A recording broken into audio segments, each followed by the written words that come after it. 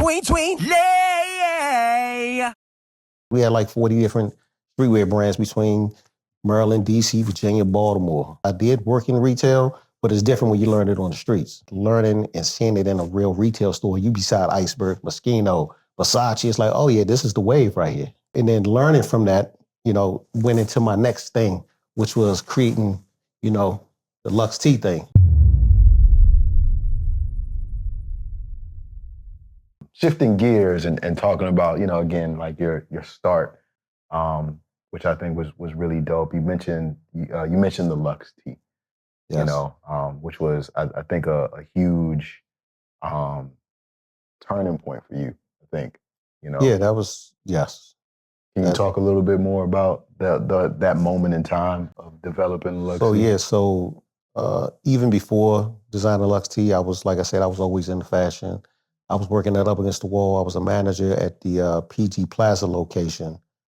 And, even, starting work there before even coming a manager, I would talk to all, the owner at the time, Izzy. He would bring a lot of the owners of brands and everything to the store, salesmen. And so I had trying to build a relationship with all of these people. And one guy in particular was Kenya from Mesquite. He used to live in the area, brother from Philly. But he had another line at the time called Enduro. And so, we were selling a lot of his product, but I was always curious about better quality goods, mainly for myself, because I was just always into quality, no matter what. And like I said, during that time, it was a lot of, you have to call and ask people, hopefully they give you the information. His thing was you had to just go, you got to make this, you got to make it. You got to go overseas and make the shirts. And nobody was thinking like that. Nobody was thinking, I want a premium quality tee with a nice neck. And so, rest in peace to one of my homeboys, Randall. He had a clothing line that he was trying to do. He was business smart, but he didn't know how to design clothes, right? And so I was just getting designs done, selling them Up Against the Wall out of a book, still paying graphic artists to do stuff for me. I had an idea, right? Mm-hmm. And I got with him and I said, because he had the contact with the factory. He had a middleman. So I was like, hey, we need to do this. This is how I want the shirt to be made if we're going to partner. So we partner. He had the contact to the factory. And so we got some samples made, and the samples came back looking like diamonds. The first sample? First sample. Wow. Because I used me as a spec. Me and him was almost the same size. He was more athletically built, but we were the same size. Mm-hmm. And so I was like, this is it. So went Up Against the Wall, took the little book. Me and him took this book with designs in it, took the blank t-shirts, had a black, white, and a gray one. And when they saw the shirts, they was blown away. Mm. They was like, oh, we like this shirt. Can we buy blanks? How many blanks you want? They wanted 3,000 blanks. 1,000 white, black, and gray. And in my mind, it's like, I told my partner, I was like, oh, we don't need to do the printed business. Let's just sell blanks. Because they was only buying 324 shirts, multiple designs. I said, it don't make sense. But we didn't have a price. So he had to contact the guy to get the pricing. We got the pricing. They still wanted it. They gave us a purchase order, right? So in that time, we was like, oh, we're going to sell blanks. Let's just call it Luxe-T. I came up with the name on spot. And so through that, I started, because the Asian guy, he needed more orders to produce them. So that's when I went to Hobo, Shooters, We Are One. I went hand in hand, showing them the shirt. And it was a little resistance, I ain't gonna lie, because back then people didn't want to pay $5.75 for a t-shirt when they was already getting it for $2.50, $3 max. I was like, but it ain't no contest. This quality is way better. When you wash this, my neck stays in shape. Well, your neck was draping. You know what I'm saying? Got that bacon neck. Got that bacon neck. And so we ended up getting the orders. I ended up, getting together about 20,000 units in orders. So he made it. When it came time to deliver to Up Against the Wall, they canceled their order. Yeah. And so around that time, I had already resigned. I was already gone. And, got with the people at Luxe-T. Unfortunately, at the time, my partner, he got locked up, violation of parole. So he was gone for like 2 years. So I had to deal with them, which was fine, you know. And we made it work. Then I ended up getting an order with all of these people. I had people from Baltimore driving down everywhere. We had an office in Fairfax, Virginia, and this was around 9/11. So you can imagine this happened around that time. I remember that was tough. I mean, the good part is that the business still worked, you know, still sold shirts. And, you know, it became its own thing. You know, it grew to making millions of dollars. I didn't profit from that, you know. That's when you really know your business. You know, I was in love with the product. I wasn't in love with the business. I should have been in love with the business because I was too product oriented. And I would tell anybody, if you partner with somebody, to work on the business part of it, because every type of business, whether you're playing basketball, whether you rapping in the studio, it's all about that paperwork. You ain't got that paperwork, somebody gonna jerk you. And that's what happened to me. So I don't take it as a loss. I take it as a lesson, you know, because I ended up landing somewhere else that, you know, is doing well for me. So yeah, it was like you said, that L was a lesson, not a loss. Yeah, for sure. You know, and it taught you a lot about that business side that you didn't, like you said, apply to where you at right now. Absolutely. So in that path, in that journey, you know, you start and leave Luxe-T, and then now you're at DTLR. Yeah, they offered me a job, and actually I turned it down. They were looking for a buyer. At the time, they had like 23 stores, mostly Baltimore. They had a couple of DC stores. I want to say maybe they had a Virginia store or two somewhere in there. But the only reason why I joined, it was like maybe 9 months later, because when I had the conversation, how I found out I got jerked out of the Luxe-T situation. And remember, I created the name, created the path for the people, knew who I was selling it to, everything. And when we had this conversation about partnership, what is our percentage partnership? They said, no, you just work for me. That was the biggest slap you can ever get in the face, you know, coming from zero. And I found out later that he needed a business in the United States to live here. I didn't find out this till years later. Without me doing this, he could not live in the United States. You understand? Yeah. So you know how that felt. That was like heart shattering. Yeah. You know what I'm saying? I just had a kid. My son, he was 1 year old. So that was very painful. And I was, you know, we had a booth at Vegas the first year, second year, they didn't want to go. They felt like it was a waste of money. And I'm going to tell you, everybody that came to our booth was like, yo, who made y'all stuff? Man, I designed a whole product line. I'm talking about like the old Hugo Boss type vibe, but it's like Luxe-T, you know, nice shorts, button-up shirts with the stripes, with the reflective. I did everything, you know what I'm saying?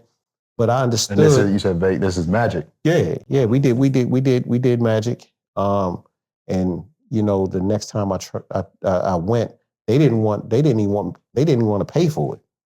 But I was trying to go out there to get more orders for Luxe-T because the t-shirts and the fleece was bringing in the money. All the other stuff wasn't bringing in money because we still was trying to get on the retail floor with extended brand part of it. You know, like we doing jeans and all that. People didn't care about that as much. You know, some of the stuff they did, but it wasn't enough orders to manufacture it to try to sell it later. You know, the t-shirts were guaranteed. It was already proven.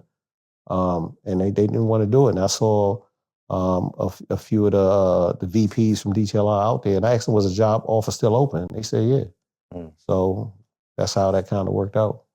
Yeah. You know, worked out as it should. But that's wild. Like, you know, just the backstory of the partner, and just how that transpired. I think kind of touching on that a little bit, I think there is some testimony in this as it relates to IP. Absolutely, yes. You know, and I think you know, a lot of creatives, even if they're not making product, you see it a lot even now with like content. You know, content creators getting jerked on their deals because they don't understand the importance of IP. Yes. Right. And I think if we could kind of, you know, close that part of our conversation with some, you know, words of wisdom from you, from your own experience, the importance of, you know, locking in or establishing your intellectual property when you're a creative. Yeah, I mean, every situation is different, but it all boils down to the same base of what the structure should be. When you go into it, if you know, because you got some people that might have more leverage because they already own it, but they want another partner to be a part of it. And sometimes people just fall in love with, you know, the product, or they fall in love with the energy that, you know, that can seem to be there. And energy can always change. Paperwork never changes. You know, you got to have the paperwork because, you know, that's going to hold up in court past a friendship. You know, a lot of times you can't even do business with friends. Not a real business. Most people are not friends in business. It's all business. So it's not to say it can't work. That's not what I'm saying. What I'm saying is make sure that you have your paperwork together, not just a handshake, because the handshake can go out the window. It's like getting in a relationship with a woman. If it don't work, he gonna leave or you gonna leave, right? You have no paperwork, right? So I would say, make sure you're on the same page as far as your vision, and make sure you have these daily checkpoints even after you get your paperwork together, because you got to have some sort of system and paperwork, the checks and balances. You got to make sure everything is doing what it's supposed to do for both parties and not just one. Because if it's lopsided, it's gonna be bad. If it ever turned out good, you know what I'm saying? When money start rolling in real fast, people are just happy for that part.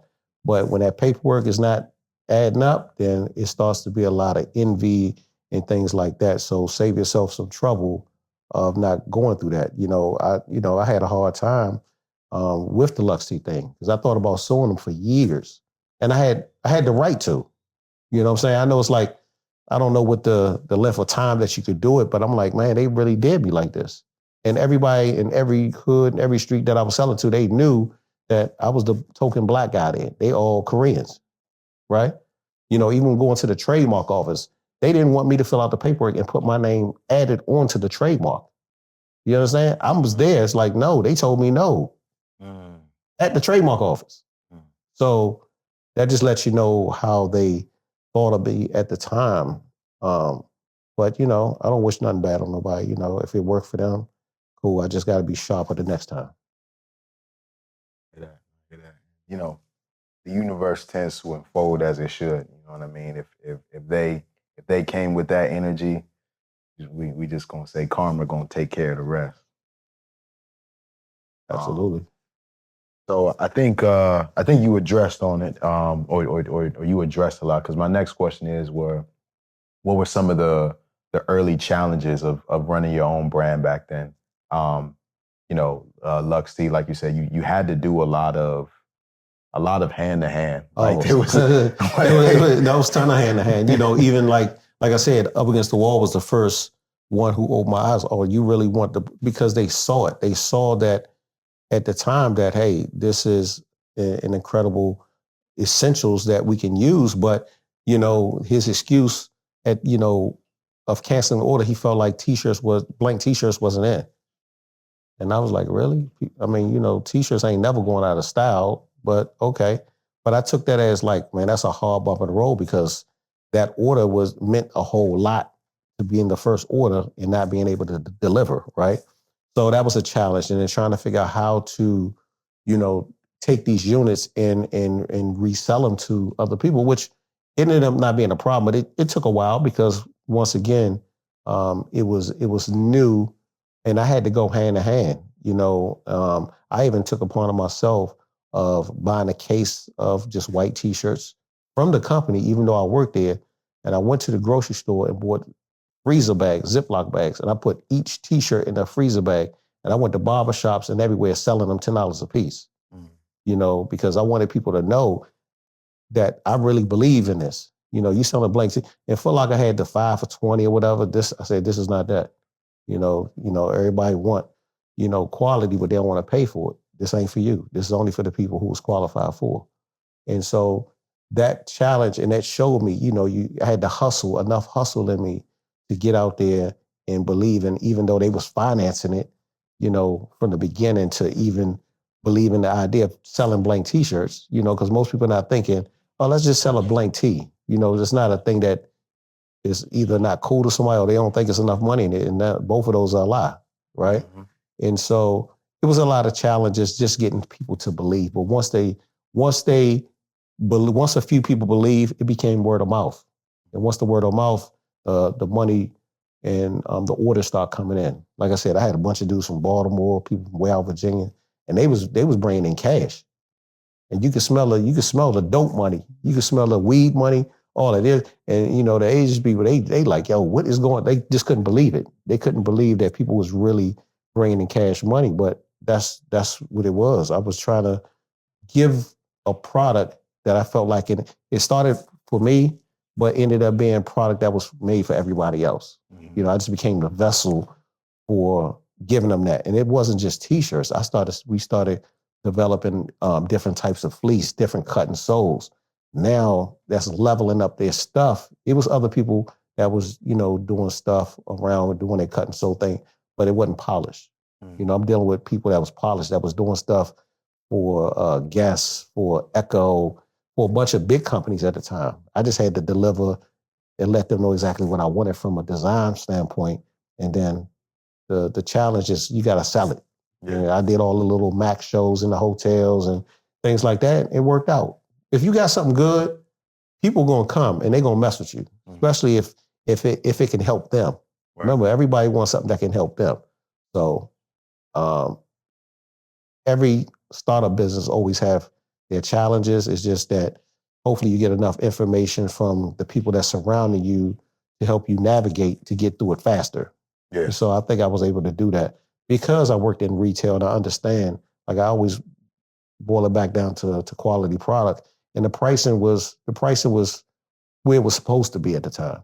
And people didn't have no problem with it after they got it because now they saw the other end of what their customers are saying. Because it wasn't just made for retailers, made for the screen printers and embroiderers, any individual who wanted to make their own clothes. So it was made for both. That's why I did the idea of putting them in freezer bags because I was like, I needed to test this out. Do I ship them 6 pieces in one pack? Do I ship it one at a time? So that was a learning curve because from a retail standpoint, it was like, let me do one at a time. Or do it in a blister pack, 36 pieces in one. So I tried all of these different things to figure out what was the happy medium. The big retailer wanted one way, but you as an entrepreneur, you don't want individual shirts in plastic. It takes too much time to open them. You know what I'm saying? So I had to do both. That was a learning curve too, but we got through it and it worked out. Yeah, and I didn't know, because by the time I saw Luxe-T, I'm seeing it in spaces where it is in the plastic singular, right? Okay. But that came from you. Yeah. Yeah. I didn't know that until just now. Like, you originated that packaging because I was trying to figure out, like, you have your screen printers, which I call the entrepreneurs, and you had the retailer. I had to basically create different packaging for both because one is only going to accept it one way, which is the retailer, because I needed to show up faster on their floor, right? Because, time is money. And when you're dealing with those type of people, they doing net 30, net 45. So you got to come correct with that. Yeah. Where the other guys is COD. So a little bit different. Yeah. Credit to you for really like experimenting in that and catering to different customer bases. Like, that's tough. It wasn't easy, but it was cool. When you like something, when you love to do something, you don't really look at it as work as much. Right. Because I would do the same thing if I wasn't getting paid for it, I'd still be wanting to design. That's just what I like to do. Just like when I was younger, I used to like music. I was paying to go to the studio because I just enjoyed the sonics and trying to create beats and, that whole thing. It was just something, I just love being creative. Do you remember your last bar? No. It's so funny. I try to reach out to the guy. I actually reached him and I say, yo, do you still got that ADAT tape with my songs on it? ADAT tape. ADAT. So you know how old that is, right? Wow. He laughed. He's like, nah. I looked that up.